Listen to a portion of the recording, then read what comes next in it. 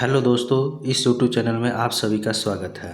हम आप लोगों के लिए लेके आए हैं वास्तविक संख्या, जो कि आगामी मैट्रिक परीक्षा 18 फरवरी को होने वाली है, उसके लिए महत्वपूर्ण प्रश्न, जिसमें वास्तविक संख्या के ऑब्जेक्टिव यानी वस्तुनिष्ठ प्रश्न से बड़ा प्रश्न पूछे जाते हैं और साथ ही साथ सब्जेक्टिव यानी लघुत्तरीय प्रश्न से 4 क्वेश्चन पूछे जाते हैं। तो इन सभी प्रश्नों को इस वीडियो के माध्यम से हम देखेंगे।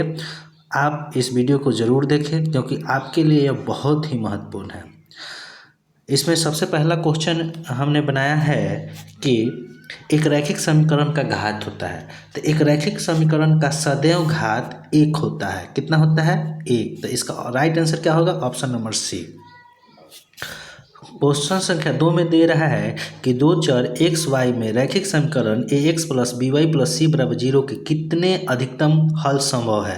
तो एक दो चर वाले रैखिक समीकरण दिया हो और उसका पूछे कि कितने हल हो सकते हैं, तो चुपचाप बच्चों अनगिनत हल पे मानना, यानी अनंत हल होते हैं। तो ऑप्शन नंबर इसका राइट आंसर डी होगा।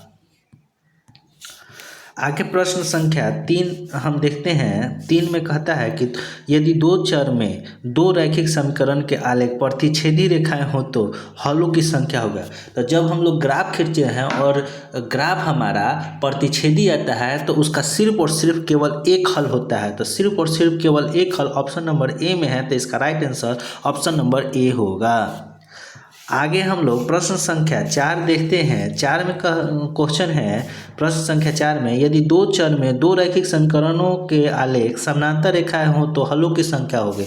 तो जब समानांतर होता है तो कोई हल नहीं होता है। तो ये ऑप्शन नंबर बी में है। तो इसका राइट आंसर बी होगा। ऑप्शन नंबर 5 प्रश्न संख्या 5 में देखते हैं, यदि दो चर में दो रैखिक समीकरणों के आलेख समपाती रेखाएं हो तो हलों की संख्या होगी। तो जब समपाती यानी एक ही रेखा पर दूसरी रेखा जाती है, तो यानी अनंत हल होता है। तो जो कि ऑप्शन नंबर सी में है। तो इसका right answer option number C होगा। आगे प्रश्न संख्या 6 देखते हैं। 6 में कहता है, यदि 3x माइनस 5y बराबर 0 तथा 9x प्लस 15y बराबर 0 तो x y का मान होगा। तो कभी भी a1 भी 0 हो या a1 a2 0 हो, b1 b2 0 हो, दोनों 0 हो, या c1 c2 दोनों 0 हो, तो चुपचाप x y का मान 0 ले लेंगे। तो यहाँ पे C1 और C2 क्या है? 0 है। तो इसका मतलब है कि एक्स वाई का मान क्या होगा? 0, जो कि ऑप्शन नंबर बी में है। तो इसका राइट आंसर बी होगा। अब प्रश्न संख्या 7 में देखेंगे, रैखिक समीकरण योग इतना माने कि 2x माइनस 3y प्लस 2 बराबर 0 तथा 6x माइनस 9y प्लस 5 बराबर 0 के कितने हल होंगे। तो कितने हल होने के लिए हम लोगों के a1 बटा a2 बराबर b1 बटा b2 बराबर c1 बटा c2 देखना होगा। तो ये देखेंगे तो 2/6 यानी 1/3 अब बराबर नहीं है 2/5, यानी इसका कोई हल नहीं होगा। इसका क्या होगा? कोई हल नहीं, जो कि ऑप्शन नंबर बी में है। तो इसका राइट आंसर बी होगा। आगे की प्रश्न संख्या 8 में हम लोग देख रहे हैं। तो 8 कह रहा है कि समीकरण 2x माइनस वाई माइनस 3 बराबर 0 एवं 12x प्लस 7y माइनस 5 बराबर 0 का आलेख किस प्रकार की सरल रेखा होगी। तो इसको भी हम लोग किस पे देखेंगे? a1 बटा a2 बराबर b1 बटा b2 बराबर c1 बटा c2 पर देखेंगे। देखिए a1 b1 c1 समीकरण प्रथम के वास्तविक चर के गुणांक है, ठीक है। और a2 b2 c2 समीकरण दूसरे चर के गुणांक है, जो कि वास्तविक संख्या होता है।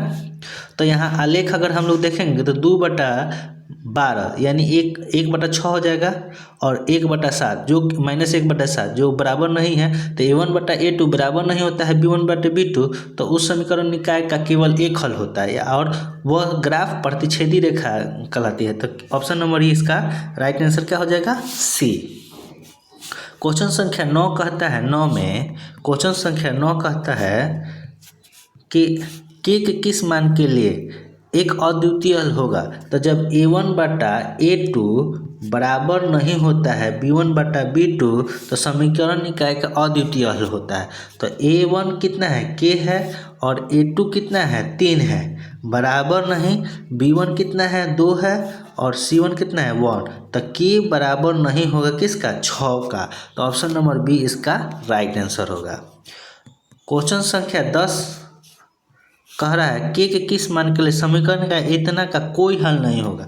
तो कोई हल नहीं होने के लिए A1 बटा A2 बराबर होता है B1 बटा B2, अब बराबर नहीं होता है किसका C1 बटा C2 का। तो के सी में है तो ये वाला B1 वाला फार्मूला रखेंगे तो -1 और -2 बराबर नहीं होगा C1 बटा C2 यानी कि -5 अब बटा -K का। तो K बराबर नहीं है किसका 10 का। तो ऑप्शन नंबर किस में है बी में है, तो इसका right answer option number B होगा। क्वेश्चन संख्या 11 कहता है कि के किस मान के लिए समीकरण निकाय इतना कि अनंत हल होंगे। तो अनंत हल होने के लिए तीनों बराबर होता है, ठीक है। A1 बटा A2 बराबर होता है B1 बटा B2 बराबर होता है C1 बटा C2। तो यहाँ के किस में है B1, तो 1 बटा 5 बराबर होगा किसका 2 बटा K का। तो K बराबर होगा कितना का 10 का। तो K बराबर 10 यानी ऑप्शन नंबर इसका बी राइट होगा। प्रश्न संख्या 11 कहता है युग्म रैखिक समीकरणों के निकाय A1x B1y बराबर C1 A2x प्लस B2y बराबर C2 के अनगिनत हल प्राप्त होते हैं यदि। तो तीनों बराबर A1 बटा A2 बराबर होगा B1 बटा B2 बराबर होगा C1 बटा C2, तो अनगिनत हल हो गए जो कि ऑप्शन नंबर डी में है। तो ऑप्शन नंबर डी हमारा क्या होगा राइट आंसर हो जाएगा। प्रश्न संख्या 13 हम लोग देखते हैं। 13 कहता है कि 3x प्लस 3y बराबर 11 और 2x माइनस 4y बराबर -24 के हल है।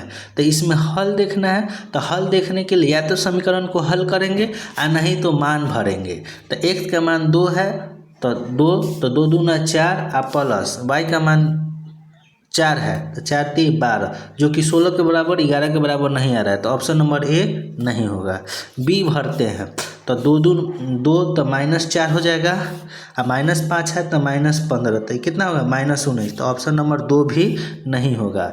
3 देखते हैं तो 3 दूना 6 और यहाँ पे y का मान 1 है तो 3, तो ये भी 11 के बराबर नहीं होगा।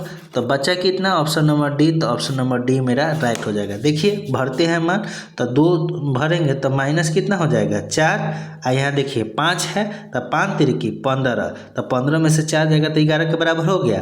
तो एक समीकरण को संतुष्ट किया तो यहीं पे आंसर नहीं मारेंगे, अब समीकरण दूसरों में देखेंगे संतुष्ट करता है कि नहीं।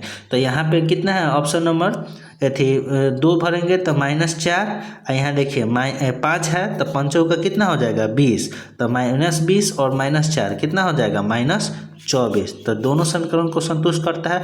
तो ऑप्शन नंबर इसका डी सही होगा।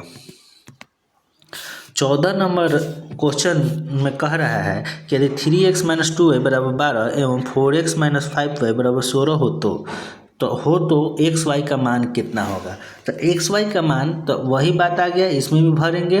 तो ऑप्शन नंबर ए भरेंगे तो 4 3 12 तो 12 के बराबर हो जाएगा, इसमें 4 का 16। तो ऑप्शन नंबर ए मेरा सही आंसर है। आगे की प्रश्न संख्या देखेंगे तो इसमें लघुत्तरीय प्रश्न में दिया हुआ है 1 2 3 4 5 6 7 8 9 10 11 12 और दीर्घ उत्तरीय में ग्राफ खींचना 5 नंबर का आता है। तो ये 5-6 क्वेश्चन दिया गया है। तो बच्चों इन सभी क्वेश्चनों को बनाइएगा। जो क्वेश्चन अगर नहीं बने तो उस क्वेश्चन को कमेंट बॉक्स में ज़रूर डालिएगा, उसका सॉल्यूशन हम देंगे। जय हिंद जय भारत। आज के लिए इतना ही।